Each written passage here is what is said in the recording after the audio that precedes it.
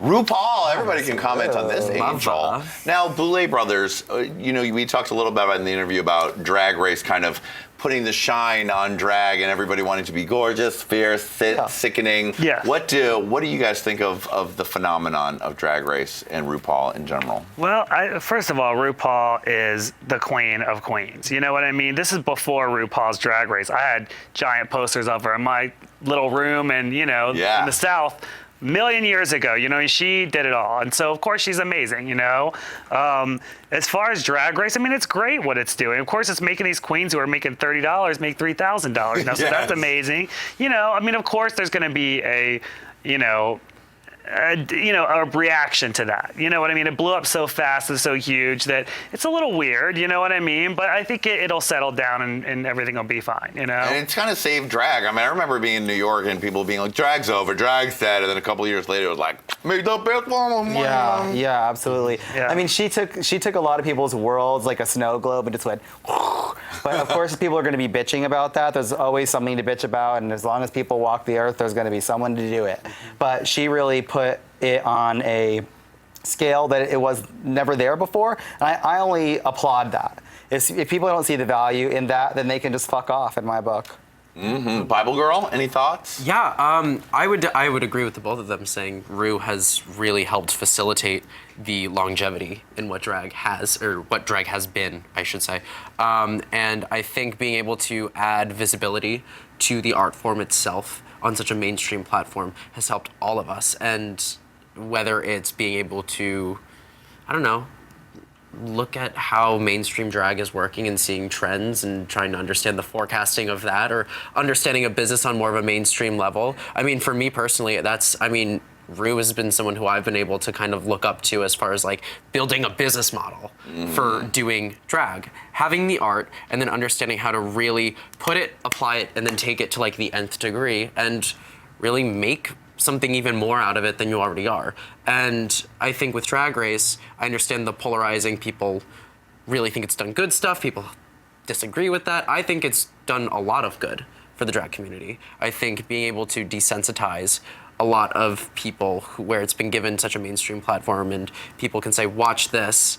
This might give you a bit of a better insight, not 1,000% of what it actually is, but it's something to like look at and kind of glean more of what the art form has to it. Right. And then it's a stepping stone. And then you can see what these ladies are doing also. So it opens people's eyes. It's cool like that. And there are people who know what you guys are doing and they don't even watch the show. So it's kind of cool to see that two-way street thing going on at the same time. And I respect artists who are doing the opposite and trying to be the non-family friendly, I guess, if you will. I don't remember how you put it in the interview specifically, but yeah, well, you see where we're coming from. I think it's cool to have not to be the opposite, not to do that just to do it, because it's generally our corner. It's the place where we come from. Yeah. I think that's really cool to have that. And do you have Drag Race dreams for yourself? Not particularly. If the timing is right, yeah. But for where I am right now, I'm very happy with my situation, what I've built. You're like, see ya, Australia. You should be. Thank you. Yeah, you're doing it, Eddie. Thank you very much. Look at her.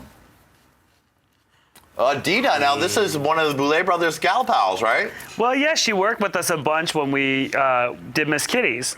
She did a bunch of shows with us at Miss Kitty's. So, you know, we go back with her. My favorite tidbit from Dita Von Teese is, you know, she's really personable and kind of fun and bubbly, like once you're there in the same room and kind of figuring out, okay, the production, let's put the bathtub there. She did like this bathtub number, and you know, we had all of her set up, and that night the show went off without a hitch. It was fantastic. And again, circling back to the Miss Kitty subject, you know, our friend Miss Kitty, she had, of course, introduced Dita because at the time it was Miss Kitty's parlor.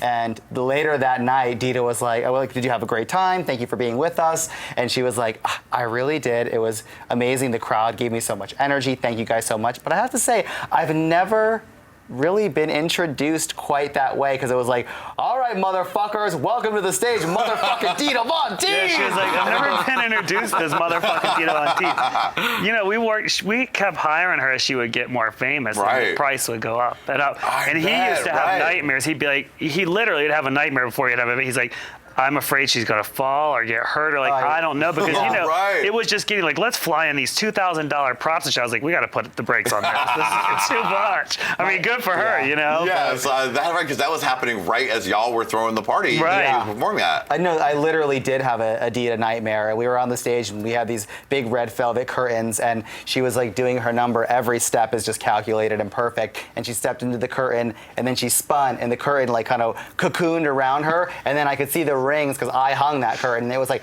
pop, pop, pop, pop, pop, pop, pop, and she went flying off the stage, and I was like, ah!